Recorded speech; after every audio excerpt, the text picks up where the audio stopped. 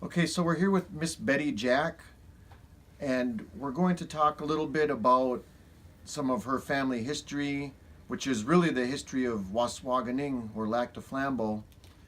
So, Betty, you just mentioned you had a birthday on February 12th. How old are you?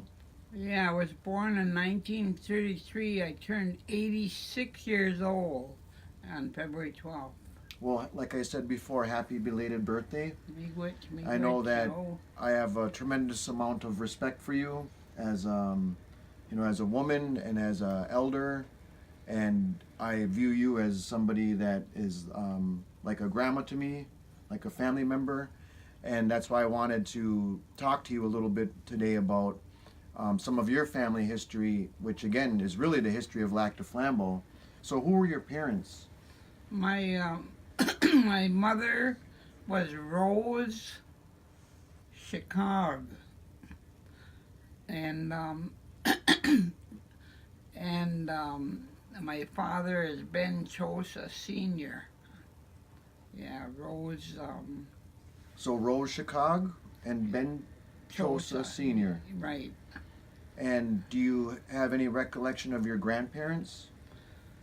I have my dad's mother was Angeline Saint Germain. She lived in a little house up there by the Presbyterian Church right uptown here, right across from the Catholic Church. Mm-hmm. Angeline Chosa Saint Germain. She married a Saint Germain after she was with my dad's father, Henry Chosa. So, and then she married a Saint Germain and had another son, Harry Saint Germain. I don't know if you remember him. I don't. Oh yeah, that was one of my dad's brothers, a younger brother. Okay. Lived with her, yeah. And then my mother's mother was Chicago. I remember a little bit about her because she was blind. Oh. Yeah, she used to come over and she stayed with my mother's sister, Bertha Big John. Bertha Chicago Big John. Mm-hmm. And my grandma Chicago stayed with her, and they used to bring her over across Mud Lake. They call it Moss Lake now, but Mud Lake then. Mm-hmm. And they used to bring Grandma Chicago over on a sled. That Yeah. when you talk about the sled and Mud Lake, that's very endearing to me because, my grandma and you were very Yeah. good friends, and Right. she grew up or lived on Mud Lake, and my mom grew up on Mud Lake back where Right. they said the Davidsons had a house back there, and then Yeah. kind of like where Brian Poupart lives now, a Yeah. little bit past his house. But so when you mentioned Mud Lake to me, it's very endearing because my grandma always said, I don't know when they started calling it Moss Lake because she always knew it as Mud Lake. So for obvious reasons, it's got a muddy sediment in the bottom. But anyway, that's really awesome that we still have that history and we have people like you that are really gems. You're diamonds to us because so many of our old people. My grandma Dorothy just passed. Yeah. A couple weeks ago. 3 weeks ago, Right. and she was one of the oldest living tribal members at 90. So it really, you see people move on. We just lost Jimmy Chapman, a day or two ago, and so that's really you don't really realize what your old people and your elders mean to you until you don't have them anymore. Then you look back and you start thinking about, I should have did this, I wish I would have did that. So that's kind of why I wanted to sit down with you, because you're somebody that I really respect. Now, growing up, when did you realize that you were Indian, or did you always know you were Indian? Was it just never a thought, or was there ever a time that you said, "Wow, I'm different"? Or Well, not really. I think that when back in the 30s, when I was younger, I think there was a big. Uh, Now I realize it. Now that I went to college and I studied the Native American Indian history and everything, but I never realized that I was living in an era when it wasn't very popular to be an Indian.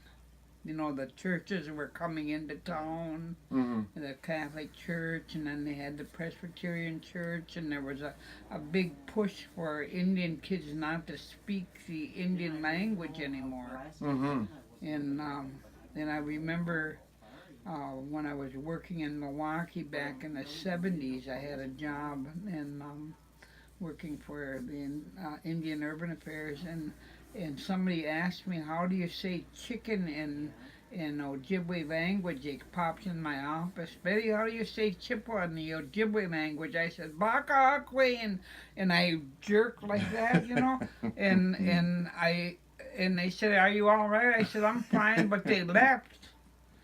And that really bothered me that I jerked when I said that, so I called up Rosie Conto. She's my aunt. Rose, Marilyn Yeah, Conto, Marilyn and Rochelle's. Rochelle's mother. Yes. She worked for federal agency up in Chicago at that time. That was back in the 70s. And I told her, I said, and Rose, I said, something happened and I want to talk to you if you got time. Well, what is it, my girl? So I told her, I said, they asked me how to say chicken, and I never even knew I knew how to say chicken. It just came out. It just came out. And then I jerked. And my head flew back like that. And she said, well, that doesn't amaze me. And I said, why? She said, because they used to always go like that, speak English. Oh, okay. And then... Now that's not funny. No, well, it was then because then I started to realize why my head went back. Oh, all right. See, and then there was said, like a reflex. Yeah, I don't know. Subconsciously. I said, Baka Queen, and I went like that. Because you were waiting for someone to flick you in the head. I suppose, unless they did anyway. Maybe I got hit twice, I don't know. But anyway, I told her, and she said there was a big push, maybe for all you kids, you were all very fluent in language. You never spoke English when you were little growing up. We all learned Indian language. That was our first language, was the Chippewa language. She said, and I don't know why you wouldn't know how to say chicken anyway, because your dad raised chickens when I was little. Now, Rose, not to interrupt you, but Rose was sisters with Hannah, right? Are Rose and Hannah sisters? No, I don't think Rose and Hannah were sisters. They were not related? I always thought that Rose... They may be related, but I don't think Rosie was a Barbados. Okay. Well, how do we And okay. Rose Barbados. Somewhere in my mind, I thought that Rose and Tom's mom, Tom and Jerry's and well, they may have Alex. been related, but Rose and Alma, that Alma was married to John Christensen. oh, okay. And that's Mikey and Mikey and Mary. Yeah. Buckshot's Johnny dad? Buckshot. Yeah. That's, Okay. That's their mother, and they're first cousins to Marilyn and all of them. Okay. Yeah. So getting back to your story on Bakaka Akwe, you know, the chicken, so what was the final outcome on that? It just, you realized then that that's why you... Well, it was after that, you know, I continued. I was going to college and taking different courses in college, and I had a opportunity then to go to college with my son Richard. He was alive then too, you know, and him and I both went to Stevens Point, and we studied under Dr. Roan, took the Native American Indian course, and then they were talking about hiding us in the woods, kids.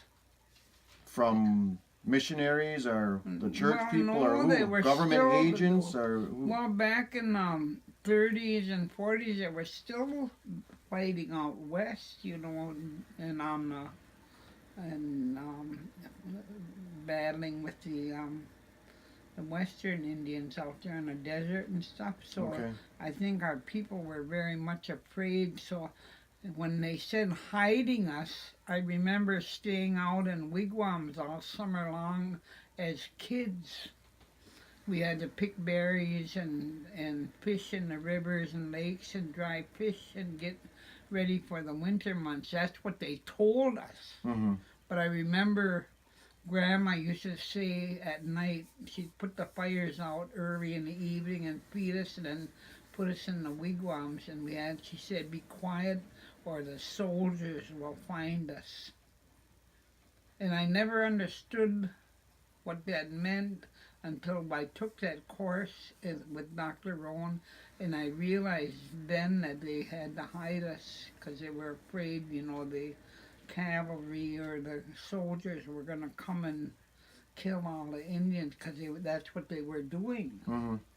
After I took the history, I realized that they were... You were part of that whole history. You're right. And then, of course, they started building the Indian schools, Haskell and stuff. I graduated from Flandre Indian School in 1952. I went out there in the 40s when I was young, and I always thought it was a special school, but never realizing that was another move towards breaking down the Indian families and getting us away from our way of life, Let's talk about that for a minute. And I'm glad you brought that up because, like, we have on reservations across the United States, HUD, Housing and Urban Development, right, or United States Department of Agriculture, USDA, and they support our housing programs on the reservation. right. And a lot of their policies, to me, are geared towards dividing and breaking up Indian families.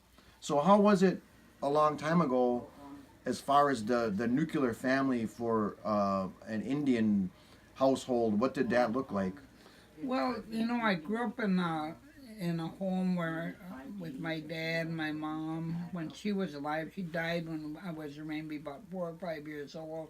My dad remarried, and she had 8 more children by my dad, the second wife, Okay. Marie Dowd. She was a daughter of Eliza Amor. Eliza was married to Eddie Mitchell. He's the father of Benace and Okay. yeah. And but anyway, so Marie was a daughter of Eliza, and she came to live with my dad. She had 8 more. She had 1 girl, and she had 7 children by my dad.